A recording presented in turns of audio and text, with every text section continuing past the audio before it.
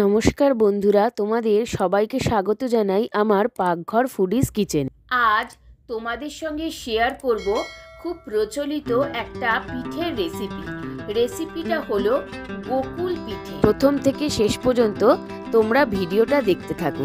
চলো এবার আমরা রেসিপিটা শুরু করি। রেসিপিটা তৈরি করার জন্য গ্যাসে কড়াই বসিয়ে তাতে দিয়ে দিলাম 1 লিটার দুধ। দুধটা গরম হতে হতে আমি পিঠের জন্য একটা ব্যাটার তৈরি করে নিচ্ছি। পিঠের ব্যাটারটা তৈরি করার জন্য আমি নিয়ে নিচ্ছি আধ বাটি মতো চালের গুঁড়ো, আধ বাটি মতো সুজি আর 3 থেকে 4 টেবিল চামচ মতো ময়দা।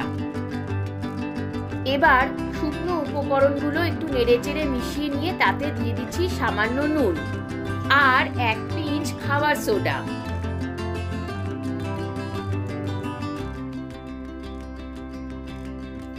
এবার অল্প অল্প করে জল দিয়ে ব্যাটারটাকে গুলে নিচ্ছি।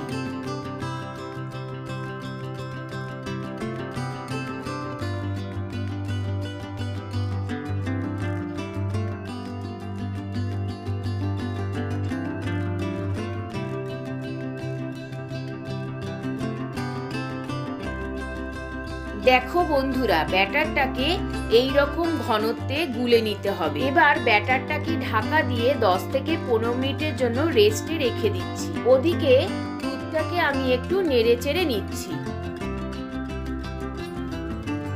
এবার পিঠেটা তৈরি করার জন্য আমি একটা নারকেলের পুর তৈরি করে নিয়েছি।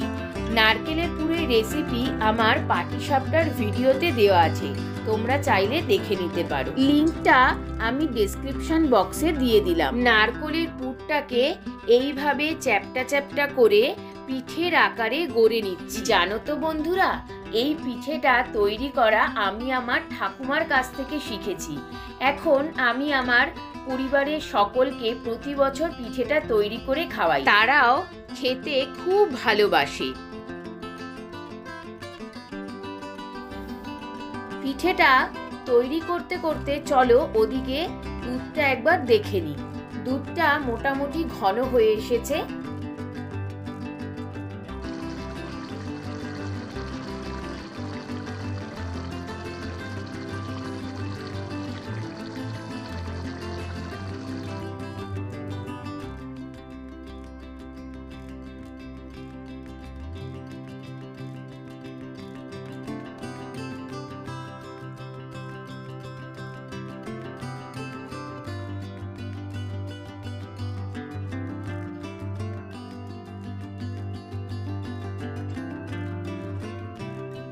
সবকটা পিঠে আমি তৈরি করে ফেলেছি। এবার পিঠেগুলোকে ভেজে নেব। তার জন্য গ্যাসে কড়াই বসিয়ে দিয়ে দিচ্ছি পরিমাণ মতো সাদা তেল। মোটামুটি 10 থেকে 15 মিনিট মতো হয়ে গেছে। ব্যাটারের ঢাকনাটা খুলে নেড়ে নিচ্ছি। এখানে এইভাবে ব্যাটারটাকে একটু ভালো করে ফেটিয়ে নিতে হবে, যাতে ব্যাটারটা একটু ফ্লাফি হয়ে যায়।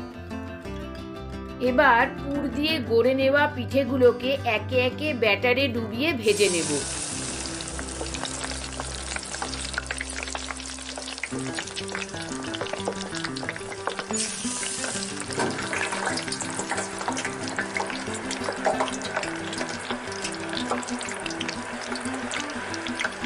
একটা ঝাঁঝরি হাতার সাহায্যে উল্টে পাল্টে লাল করে ভেজে নিচ্ছি।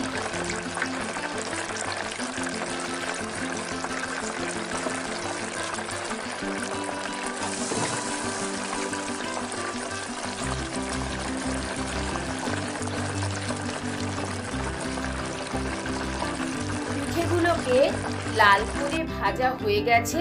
এবার একটা প্লেটে তুলে নিচ্ছি। দুধে দিয়ে দিচ্ছি সামান্য নুন আর 2 থেকে 3টে থেতো করা ছোট এলাচ। নেড়ে চেড়ে দিয়ে দিলাম 1 বাটি মতো চিনি।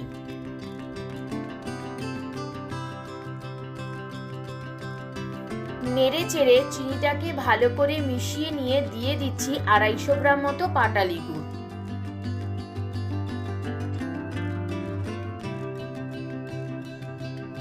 দেখো বন্ধুরা, আমার সব পিঠেগুলো লাল করে ভাজা হয়ে গেছে। দুধের সঙ্গে গুড়টাকে ভালো করে মিশিয়ে নিয়ে তাতে একে একে ভাজা পিঠেগুলো দিয়ে দিচ্ছি।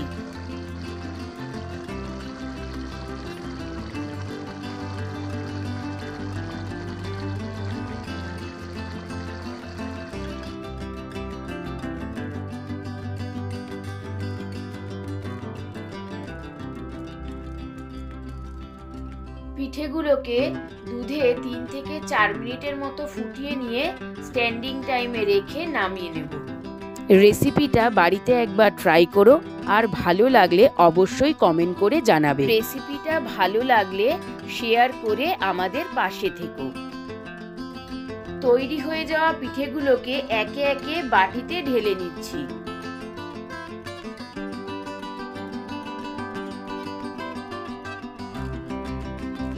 Thanks for watching. Please subscribe my channel Pakghar foodies kitchen and press the bell icon. এবার আমি পিঠেটাকে টেস্ট করে দেখব পিঠেটা কেমন হয়েছে।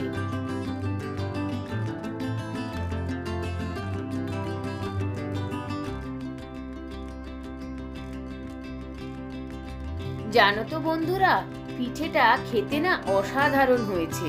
সবাই তোমরা খুব ভালো থেকো আর আমার রেসিপিগুলো দেখতে থাকো। Thank you.